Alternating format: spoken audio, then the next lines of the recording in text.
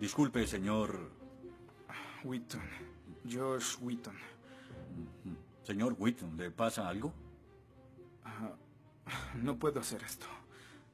No puedo hacer lo que pide, soy cristiano.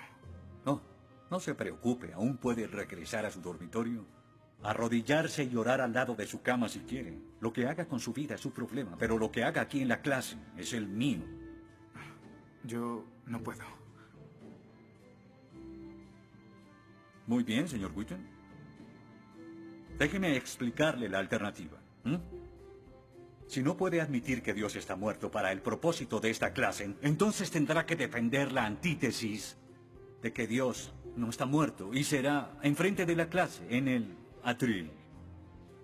Y si falla, que de hecho lo hará, perderá esta sección que equivale al 30% de la nota final de este curso. ¿Lo acepta?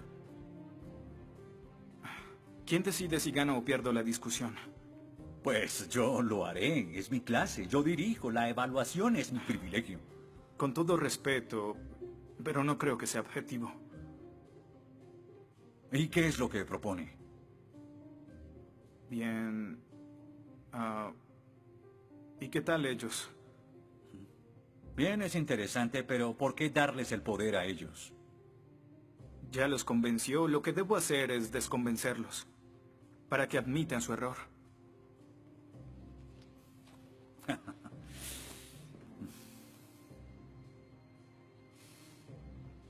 Bien.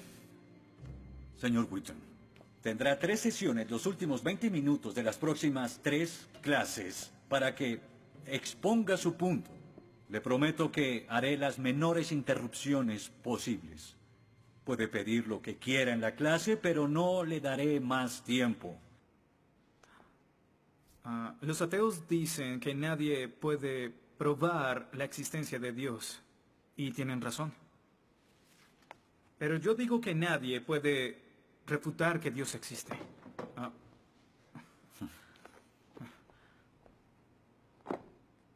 Pero la única forma de debatir este asunto es observando la evidencia disponible. Y es lo que vamos a hacer. Pondremos a Dios en un juicio. Con el profesor Radisson como fiscal y yo como el abogado defensor. Y ustedes como el jurado.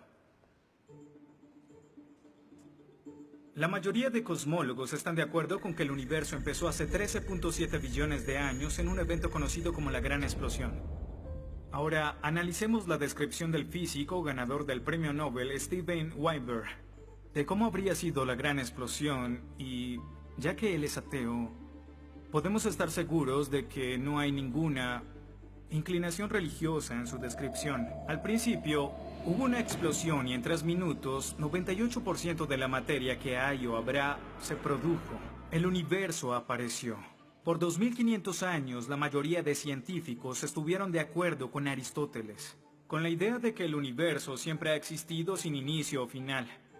Pero la Biblia no está de acuerdo. En 1920, el astrónomo belga Georges Lemaitre, teísta, que de hecho... ¿Qué es un teísta? Un teísta es alguien que cree en la existencia de Dios. Dijo que todo el universo saltó a la existencia en un billonésimo de segundo.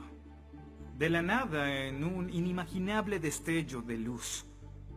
Así es como esperaría que el universo respondiera si Dios hubiera dado la instrucción en Génesis 1:3 que exista la luz. En otras palabras, el origen del universo apareció como se esperaría después de leer Génesis y por 2500 años. La Biblia tiene razón y la ciencia está equivocada. De su gran diseño. Todo apunta a un Dios que lo creó. Verán, en el mundo real no se ven cosas que se salgan de la nada, pero los ateos quieren hacer una excepción en esta regla. Específicamente en el universo y... Pero en su libro El espejismo de Dios, Richard Dawkins dice que si me dices que Dios creó el universo, entonces tengo el derecho a preguntar quién creó a Dios. La pregunta de Dawkins solo tiene sentido en términos de un Dios que ha sido creado. No tiene sentido en términos de un Dios no creado. ¿Qué es la clase de Dios en el que creen? Incluso dejando a Dios fuera de la ecuación, tengo el derecho de devolverle la pregunta al señor Dawkins y decir... Si el universo te creó, ¿quién creó el universo? Ven, tanto teístas como ateos están agobiados por contestar la misma pregunta de cómo iniciaron las cosas. Lo que espero que entiendan de esto es que no hay que cometer suicidio intelectual para creer en un creador tras la creación, y en la medida que descarten a Dios, se verán obligados a encontrar una increíble explicación de cómo las cosas iniciaron.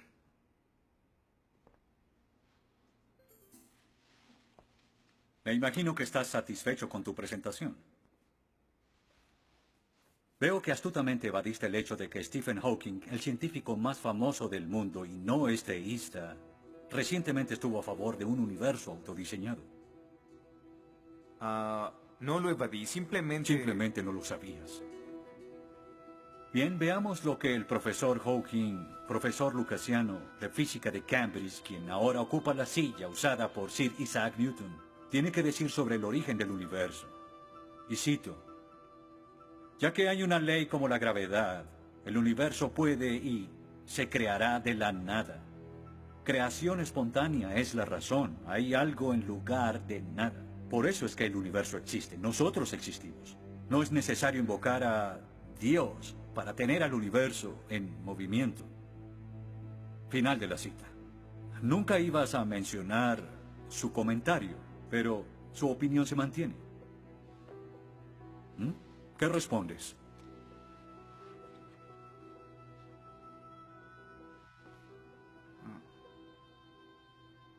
No sé. ¿No sabes? Pinché el globo de todo tu argumento con un solo alfiler y... ¿tú no lo sabes? Oh. Señor, me gustaría decirle que tengo la respuesta perfecta, pero no quebranta mi fe. Oh, ok. Así que el más grande cerebro científico de toda la historia dice que Dios no es necesario, pero un estudiante de primer semestre dice, oh, sí lo es. Wow, ¿sabes? Va a ser una decisión muy difícil. Pues estaré pendiente la próxima semana. Se acabó la clase. Gracias a una ley como la gravedad, el universo puede y se creará de la nada.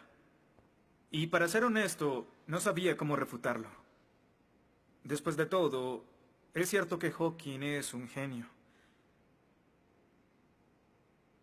Pero el profesor John Lennox, quien enseña matemáticas y filosofía, ha demostrado que no hay ni uno ni dos, sino 3 errores de lógica en esa simple frase, y se reduce a un razonamiento circular. Hawking básicamente está diciendo que el universo existe porque necesitaba existir, y como el universo necesitaba existir, se creó a sí mismo.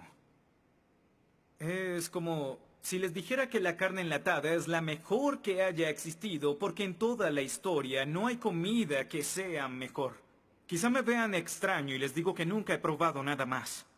Y tienen razón, lo estoy ratificando. Pero cuando Hawking afirma que el universo se creó a sí mismo porque así debía ser, y luego dice que tiene una explicación de cómo y por qué fue creado, no reconocemos que está haciendo lo mismo. Pero así es. Continuando con Lennox, sandeces se quedan en sandeces, aunque sean dichas por un famoso científico. Y el público asuma que son declaraciones de la ciencia. Este es el tope de la arrogancia. ¿Me estás diciendo que tú, un estudiante, afirma que Stephen Hawking está mal? No. Lo que digo es que John Lennox, profesor de matemáticas y filosofía, encontró que las razones del profesor Hawking son incorrectas. Y si no soporta mi desacuerdo con Hawking, le sugiero que vaya a la página 5 de su libro, en donde insiste en que la filosofía está muerta. Y si está tan seguro de la infalibilidad de Hawking y la filosofía realmente está muerta, entonces no hay necesidad de esta clase. Caballeros del jurado, desde hace 150 años los darwinistas han dicho que Dios es innecesario para explicar la existencia del hombre y que la evolución reemplaza a Dios. Pero la evolución solo nos dice lo que sucede una vez que se tiene vida. Así que, ¿de dónde viene ese algo que tiene vida? Darwin nunca lo dijo, quizás supuso que un rayo cayó en una piscina con los químicos correctos. Lotería, un ser vivo. Pero no es tan simple. Verán, Darwin afirma que el ancestro de todas las cosas vivientes vino de una sola cosa. Un organismo simple que se reprodujo y se modificó con el tiempo en una forma de vida más compleja. Por eso es que después de contemplar su propia teoría, Darwin pronunció su famosa declaración: Natura non facit saltum, lo que significa: la naturaleza no salta. Y como el famoso autor Lee Strobel dijo, si puedes imaginar los 3.8 billones de años que los científicos dicen que la vida ha estado entre nosotros en un día de 24 horas, en el espacio de 90 segundos, la mayoría de grupos de animales de repente aparecieron en las formas que actualmente tienen. No como Darwin predijo, sino en términos de evolución, casi instantáneamente. Así que la naturaleza no salta, se convierte en la naturaleza dio un gran salto. ¿Cómo los teístas explican tanta información biológica? Y Dios dijo, que las aguas se llenen de seres vivientes y que vuelen aves sobre la tierra en la expansión de los cielos. Dios creó los monstruos marinos, los diversos seres vivientes que llenan las aguas y todas las especies de aves. Y Dios vio que esto era bueno. Génesis 1:20. En otras palabras, la creación sucedió porque Dios lo dijo. Y lo que parece para nosotros un proceso oscuro sin guía, pudo realmente ser controlado de principio a fin.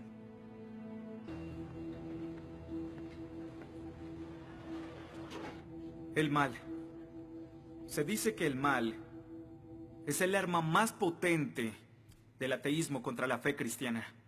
Después de todo, la existencia del mal nos lleva a una pregunta. ¿Y si Dios es tan bueno y tan poderoso, por qué permite que el mal exista? La respuesta a esto es muy simple.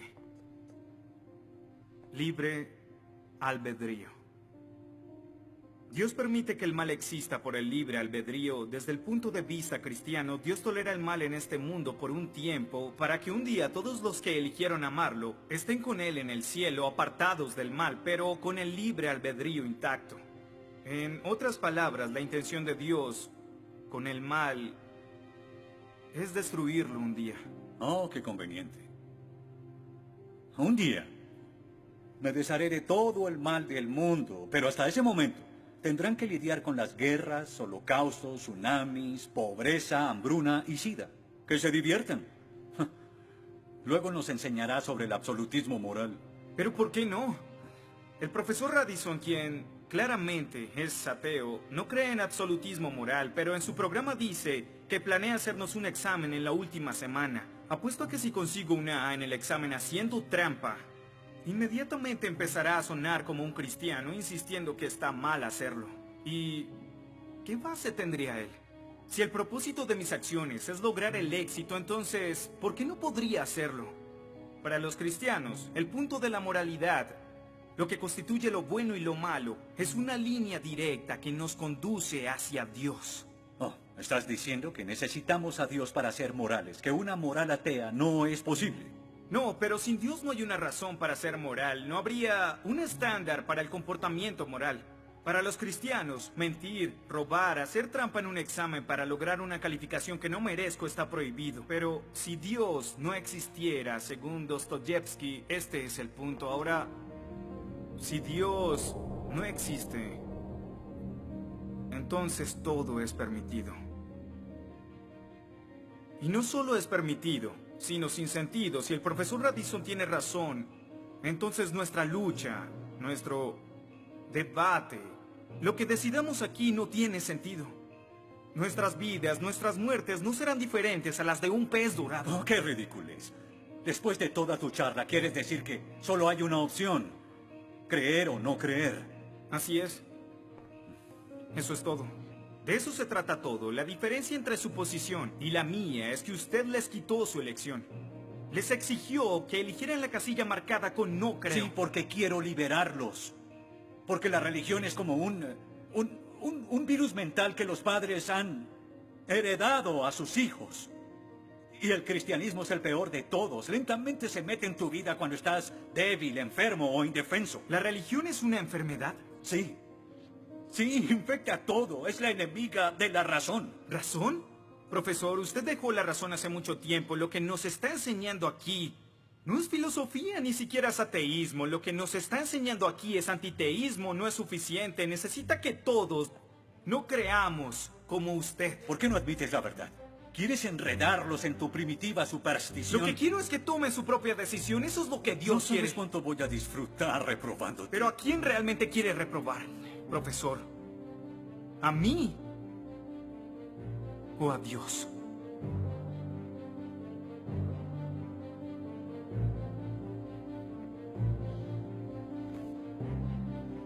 ¿Odia a Dios?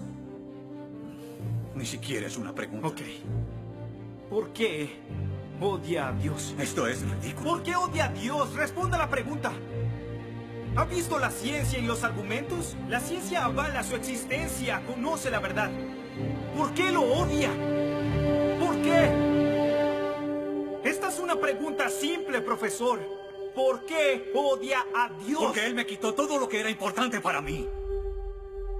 Sí, yo odio a Dios. Todo lo que siento por Él es odio.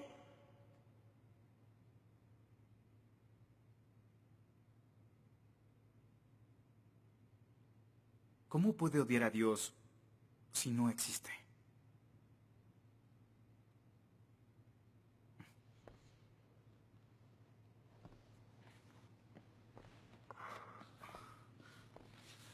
No probaste nada. Quizá no.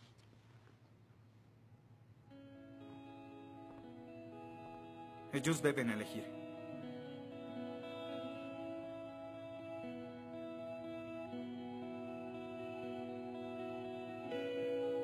¿Está Dios muerto?